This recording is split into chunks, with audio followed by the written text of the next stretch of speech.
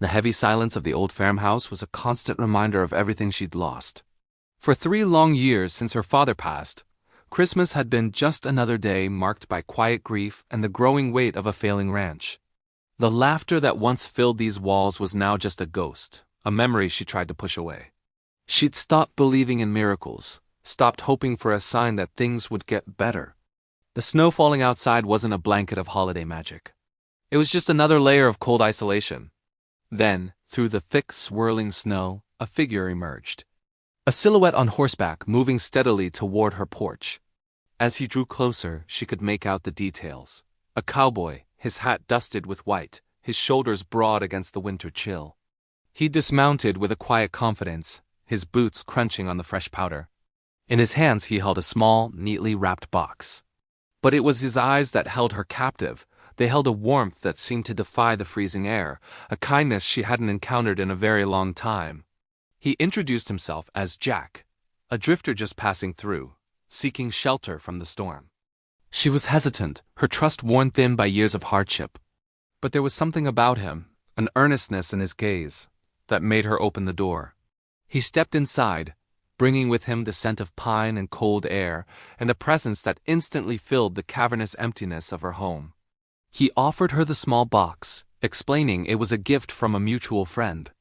She didn't recognize the name he mentioned, but her curiosity was piqued. Inside the box was an old, tarnished silver locket. It was familiar, painfully so. It was her mother's, a piece she thought had been lost in a fire years ago, a fire that had taken more than just belongings. As her fingers traced the intricate engravings, a flood of memories washed over her: mother's smile, her gentle voice, the stories she used to tell. How could this stranger have it? He explained that his journey was no accident. He had been sent to find her, to deliver not just the locket, but a message that had been waiting for her for years.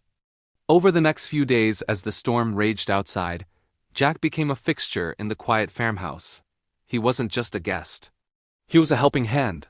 He mended the broken fence in the north pasture, his hands skilled and sure. He helped her tend to the cattle, his quiet competence a stark contrast to her own weary struggle. He spoke of his own life on the road, of ranches he'd worked, of sunrises and sunsets over vast open plains. He listened, truly listened, as she finally let the stories of her father, of her struggles, spill out. With every shared meal, every quiet conversation by the crackling fire, a piece of the ice around her heart began to melt.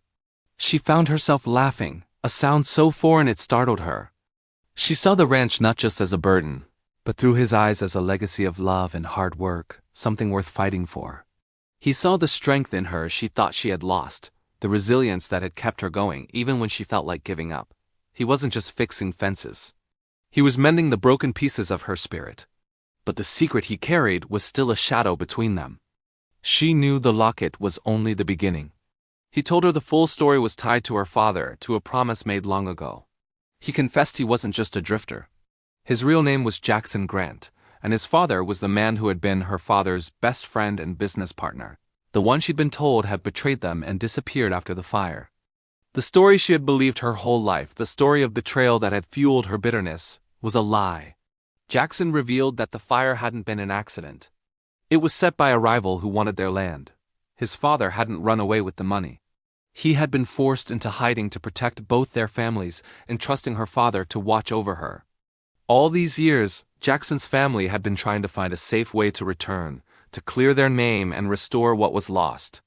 The mutual friend who sent him was his own mother, who had finally found a lead to her whereabouts.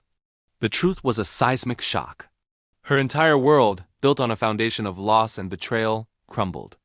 The anger she had held onto for so long was directed at a ghost, a fiction created to protect her. Her father hadn't been a victim of a friend's treachery. He had been a guardian, a silent protector carrying a heavy secret to his grave. Jackson handed her a stack of letters. Letters his father had written to hers over the years, detailing his search for justice, and his unending love for the family he was forced to leave behind. As she read the letters, tears streamed down her face. Not tears of sorrow, but of release. The weight of a lifetime of misunderstanding lifted. She looked at Jackson, really looked at him, and saw not a stranger, but a link to her past, a key to her future. He hadn't just brought a locket and a story. He had brought her the truth. He had brought her back a piece of her family, a piece of her history she never knew she had. On Christmas morning, the storm had passed, leaving the world sparkling under a bright, clear sun. The silence in the farmhouse was different now. It was peaceful, filled with a sense of hope she hadn't felt in years. Jackson stood beside her on the porch, looking out at the land that was rightfully theirs to reclaim together. He told her his family had succeeded. The man responsible for the fire was finally facing justice, and their family's name was cleared. He wasn't a drifter anymore. He was home. And as he took her hand, his warmth spreading through her, she knew she was too. The farmhouse didn't feel empty. It felt full, brimming with the promise of new beginnings, of laughter waiting to fill the halls once more. She had stopped believing in Christmas miracles, but one had ridden right to her door, not just with a gift in a small box, but with the greatest gift of all. The truth that sets you free and the love that helps you heal. And for the first time in a long, long time, she believed again. Snow fell thick and silent over Willow Creek Ranch, softening the edges of fences and barns that had once stood proud under her father's care. Emma Carter tightened her coat against the wind as she stacked the last bale of hay by the barn door. Her fingers were numb, her breath a visible cloud in the cold air, and her heart felt heavier than the sky above her. Christmas was only 3 days away, but there were no lights strung across her roof this year. No smell of cinnamon drifting from the kitchen. No music that her father used to hum while they decorated the old pine tree, one they always cut fresh every winter. Life had been quieter since he passed, too quiet. The kind of quiet that makes a person forget they are still alive. The ranch had become her responsibility, a weight she carried day and night. But the bank letters piling up on her table told a different story. They said she was failing. One late payment left, one more storm she couldn't afford. One more winter she would have to face entirely alone. She brushed the snow from her shoulders and whispered into the cold, "I'm trying, Dad. I really am." Just as she turned to head back to the house, a faint sound cut through the stillness. Hooves crunching through the deepening snow. At first, she thought it was a neighbor coming to check on her, maybe old Mrs. Tully bringing another one of her pies. But the figure that emerged through the swirling white mist wasn't anyone she recognized. He rode a tall chestnut horse, his hat dusted with snow, his long coat flapping against the wind. Something about him, his calm, straight posture, the determined way he guided his horse made her straighten her own shoulders, pushing back the grief that had stooped them. He stopped a few steps from her barn, swung down from the saddle with an easy grace and lifted his head. A pair of warm, steady, intensely gentle eyes met hers. "Evenin', ma'am," he said, his voice low and smooth, carrying a weight she couldn't quite identify. "Name's Colt Maddox. I'm looking for Emma Carter." Her heart tightened with a familiar knot of dread. Why would a stranger be looking for her? It could only be more bad news. "I'm Emma," she answered, her voice cautious. "Is something wrong?" He reached into his coat and pulled out a small, snow-dusted wooden box. He held it carefully, as if it were something precious. "I think this belongs to you, and I promised someone I'd bring it." Her breath caught in her throat. No one had promised her anything in a long time. The only things delivered to her door were bills and foreclosure notices. Emma hesitated before stepping closer. The wind howled between them, rattling the old barn door, tugging at the loose strands of her hair. Finally, she reached out and took the box from his hand. It was light, beautifully carved, and familiar. Too familiar. Her knees nearly buckled as a wave of recognition washed over her. She whispered, her voice barely audible, I haven't seen this since." Colt nodded slowly, his gaze full of understanding. "Since your father handed it to me last, Christmas Eve. He asked me to deliver it to you, when the time was right." Her heart slammed against her ribs. Her father had been gone for 8 months. "How could this be possible? Why did he give this to you?" she asked, her voice trembling. She clutched the wooden box to her chest, afraid that if she loosened her grip, in this moment, would disappear like smoke. Colt stepped closer, snowflakes catching on his dark lashes. There was a softness in his expression, the kind that soothed rather than startled. "Your father helped me once, saved me, if I'm honest. And this was his way of thanking me. He said you'd understand it when you were ready, and Emma..." He paused, his breath fogging in the frigid air. "I think you're ready now." Her chest tightened painfully. Her father always knew more than she told him. He saw deeper than anyone else. But before she could ask him anything more, the wind whipped stronger, a sudden fierce gust that almost knocked her off her feet. Colt reached for her elbow, his hand firm and steady. His touch was warm, grounding, unexpected. "You're freezing," he murmured, his voice laced with concern. "Let's get inside. There's something else I need to tell you." Something he asked me to say. Emma swallowed hard. There was a cold fear coiling in her heart, but alongside it, something else was stirring, something dangerously close to hope. Inside the dim, quiet farmhouse, she set the wooden box on the table. Colt removed his hat respectfully, snow dripping from the brim onto the worn floorboards. She stared at the box, her hands shaking too much to open it.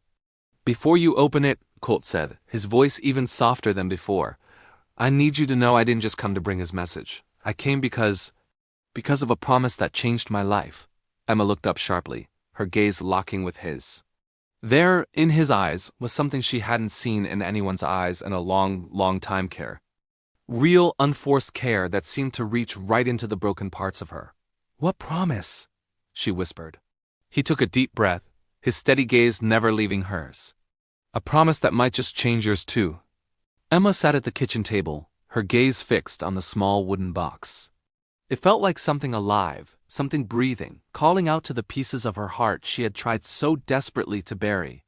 The farmhouse felt different with Colt inside it, warmer, less empty. The quiet was no longer a painful silence. It was a peaceful one. Colt stood by the window, hands tucked deep into his coat pockets. His shoulders were tense, his eyes tracking the gentle fall of snow outside. He looked like a man carrying a story too heavy to speak, yet too important to keep locked away.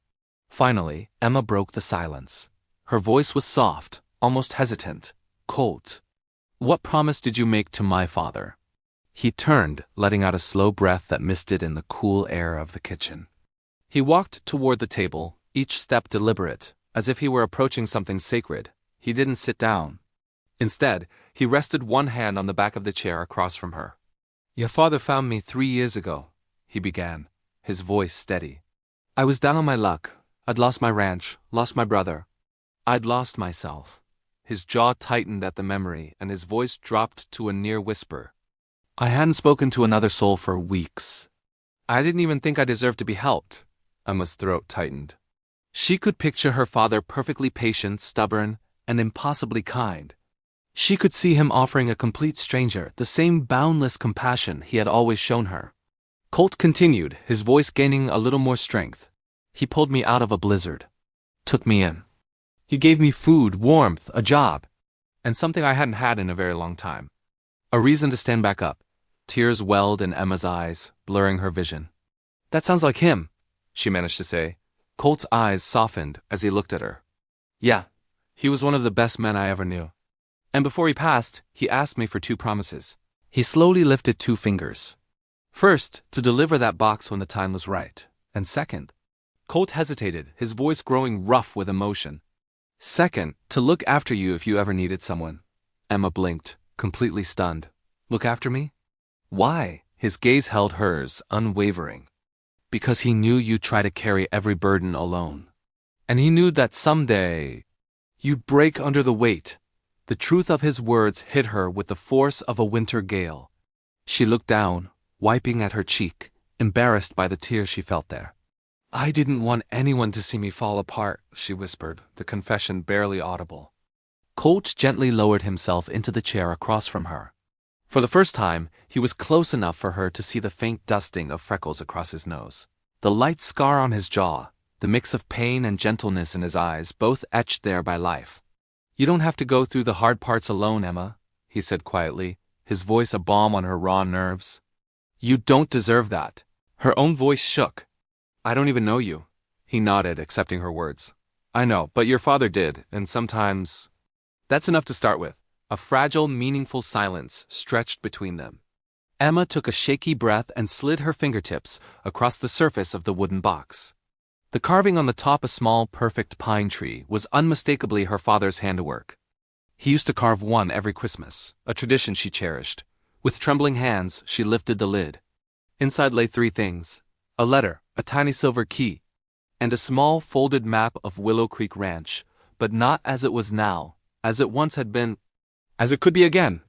Emma's breath hitched as she carefully unfolded the letter. Her father's familiar strong handwriting stared back at her from the page. My Emmy, if you're reading this, it means you're way older than I wished you'd be when I told you these words. I wanted to be beside you for this, but life had other plans. This ranch, it's yours, but not to struggle with. Not to break under. It's yours to rebuild with someone who will help you stand when you're tired. Emma's tears fell freely now, blurring the ink on the page. The man delivering this letter. He once reminded me what it means to be alive. And I believe he can remind you too, not because I want him to replace me, but because no one should face life alone. She pressed a hand to her mouth, trying to stifle a sob that threatened to overwhelm her. Use the key. It unlocks the shed by the west fence, the place I never let you go after Mom died. There's something there you're meant to find, something you'll need for the future. And Emmy, let love him. Even if it looks different than you imagined. Especially then. Love, Dad. Emma's shoulders trembled, the immense ache she'd carried for months finally cracking open. But instead of shattering her, it felt like a release. Colt reached across the table. He didn't grab her hand, but simply offered his own palm up, open, steady, patient. After a moment's hesitation, she placed her trembling fingers into his palm. Warmth met her instantly. Human, gentle, real. I'm sorry, she whispered through her tears. I've just been trying so hard. I know, Colt murmured, his voice full of understanding. And you've been carrying more than anyone should. Seconds stretched into a minute. Outside, the storm was fading, the snowfall softening. But inside the quiet kitchen, something else was growing slowly, tenderly. Colt, she said softly, her voice clearer now. Yeah? Why did you really come? Was it just the promise? He held her gaze, and his voice came out low, honest, almost vulnerable. At first, yes. But now? He swallowed, the movement visible in his throat. Now I'm here because I care. More than I meant to. More than I probably should.